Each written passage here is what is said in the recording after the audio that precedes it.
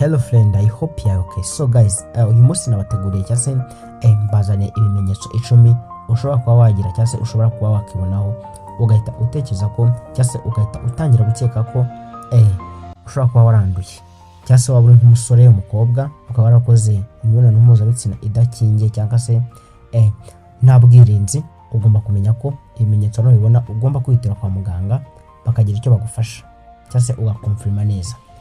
Yes, nkwibutsa twihuta mbere yuko tukomeza turahera ku kimenyetso cya 10 tumanuka uragenda wumvamo byinshi bigiye bitandukanye. Hanyuma nanakubisa ukanda subscribe niba uri mushyashya kugira ngo utagicikwa n'ibyegeranyo tugere tubategura umunsi ku munsi.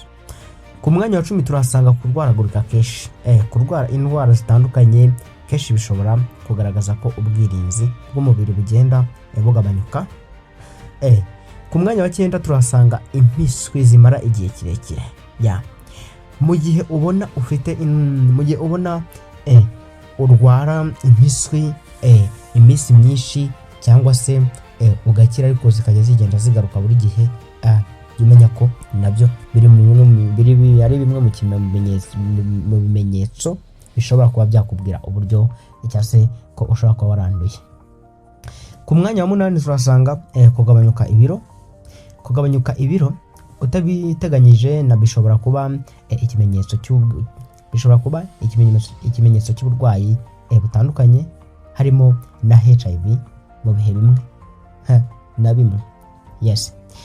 Ku mwanya wa 7 turasanga kubira ibyuya byinshi mu ijoro. Mu gihe uryamye wibereye mu rugo cyangwa se uryamye ukabira ibyuya byinshi nabyo ni ikindi kimenyetso.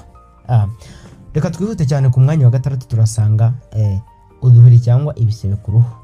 Mu gihe ubona ufite ibiheri cyangwa se udusebe ku ruhu, hari abashobora kugira uduheri cyangwa ibisebe ku mubiri wabo, ibyo nabyo ni ikindi kimenyetso. Ku mwanya wa 5 turasanga kurwara umutwe.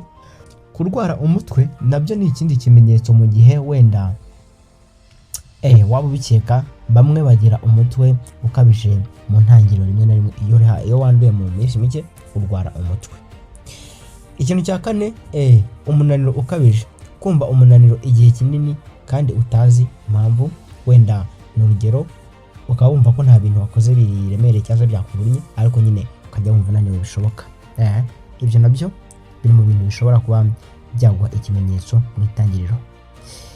Ikindi, kubyimba k'udusabo tw'amaraso, udusabo two mu jisho, udusabo two mu jisho, mu kwaha cyangwa mu rwaha rwo hepfo dushobora kubyimba mu rimwe na rimwe. Icyo nacyo ni ikindi kimenyetso giteye ubwoba, nukibona uzutire kwa muganga. Ikindi cya 2 ku mwanya wa 2 turasanga kubabara mu mugongo, kubabara mu muhogo. Kubabara mu muhogo bishobora kuboneka mu ntangiriro ariko bishobora no guterwa n'izindi ndwara, ariko icyo nacyo ni ikindi kimenyetso. Nyamuneka tujye twirinda. Ku mwanya wa 2 turasanga umuriro udasobanuka. Abantu bamwe bashobora kugira umuriro woroheje cyangwa mwinshi mu byumweru bike nyuma yo kwandura. Icyo nacyo ni ikindi kimenyetso. Nyamuneka tujye twitira kwa muganga. Niba ufite kimwe cyangwa byinshi muri ibi bimenyetso, ntibisobanuye ko wanduye HIV. Hari izindi ndwara nyinshi zishobora kubitera. Inzira yonyine yo kubimenya ni ukwipimisha kwa muganga. Kwipimisha sida ni ibanga, ni ubuntu ahantu henshi, kandi gufata imiti hakiri kare bifasha abantu bafite HIV kubaho ubuzima burebure kandi bwiza.